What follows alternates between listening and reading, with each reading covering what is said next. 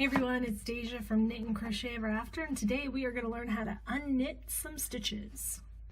Okay, so the reason that you may need to unknit some stitches is that you accidentally mess up. So if we look at this work here, this is a 1x1 rib, which means I do one knit and one purl, one knit, one purl over and over, and it makes it into a ribbing, so it gives it a little bit of stretch.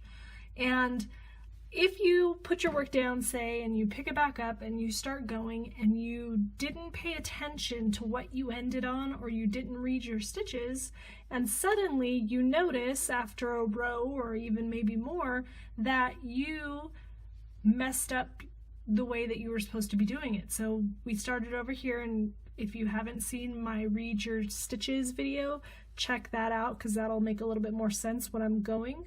But we'll look here, we see a knit stitch, we see a purl stitch, a knit stitch, a purl stitch, and then a purl stitch. So right here we messed up because we can see some knit stitches down below. So when I put it down, I picked it back up, not looking at what I did previously or reading my stitches.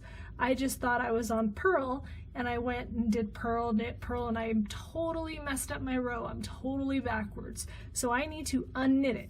If I just pull this out, I'm gonna have a real big problem trying to rip my stitches out. I cannot do that like in crochet. Crochet is very easy to fix your mistakes because you can just pull one stitch at a time. Not so with knitting. It's depending on the type of yarn you have, it can be impossible to remove your needle and pull your stitches back successfully. This yarn, it's pretty dense, it's pretty stiff, so I could probably do it, but I still wouldn't, unless I had like a huge amount to go. That'll be later on, very much later on in tutorials on how to kind of pick up a row so that you can rip back to it. That's very, very difficult to do depending on your stitch pattern, so that'll be in a later tutorial. But for now, we're hoping that we're catching our mistakes quickly so that we don't have to knit back too far. You also call it tinking because the noise that the needles make when you're knitting, usually like with metal, make like a tink sound, so they call it tinking also. But to actually knit back, it's not quite knitting, it's more like kind of carefully ripping while putting your needle in. So there's basically two things that you have to do this. One, you have to know what your stitch looks like, and two, you have to know which way to put your loop. Now, if you looked at my reading your stitches video, you know that the right side of your loop should be facing you. So when you're looking at your loops, that one that's on the right should be facing you. So you'll see how it looks like a foundation chain.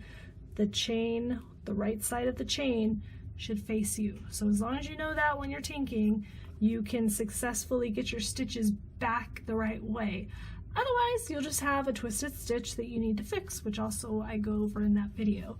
So the first thing we need to do is get this last stitch off. So what I do to make it easier for me is I pull on them because it opens up the stitch that I just worked into. So you can see this big loop here. That's the loop of the very last stitch that I worked into.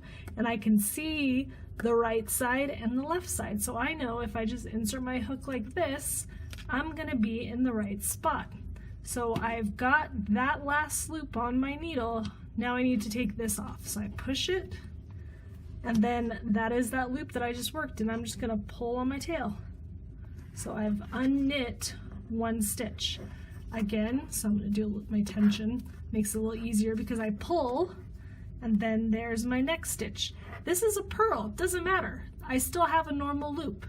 Doesn't matter if it's a knit stitch or a purl stitch, you're still gonna see that loop. It's just the purl bump is to the front instead of the back. So here's my loop. I have the right side, so I know I just enter from the front. If I enter from the front, I'm gonna pick up that right side on the right side. If I go from the back, I'm gonna have a twisted stitch. So go from the front, whether it's a knit or a purl. So I have that loop caught. Now I can take this loop off, so I just push, and my tail comes right out nice and easy.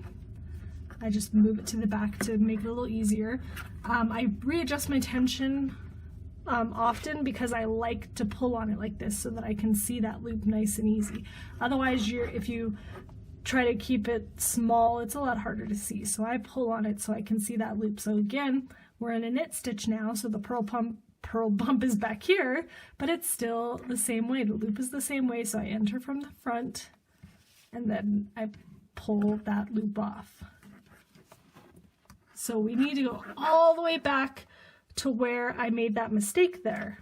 So when you're going, depending on the size of your yarn, you can really get going kind of fast because you just go straight through that front, so those right loops will be in the front so that when you go to rework it, you're ready to go. You just go shoop and start working. So almost there. Should have put it closer to the edge so I wouldn't have to unknit so many. But you can see it's not that bad. Once you know what you're looking for and what you need to fix, it goes much faster. Doesn't mean it's fun, because it's not. I do not like unknitting stuff that I've done, but it's not horrible. So I've made it back to the stitch, so now I can see I'm supposed to be doing a knit stitch and not a purl stitch. So now I can continue with my project. So that is how you're going to unknit stitches. If you have any questions, leave them below, and thank you for watching.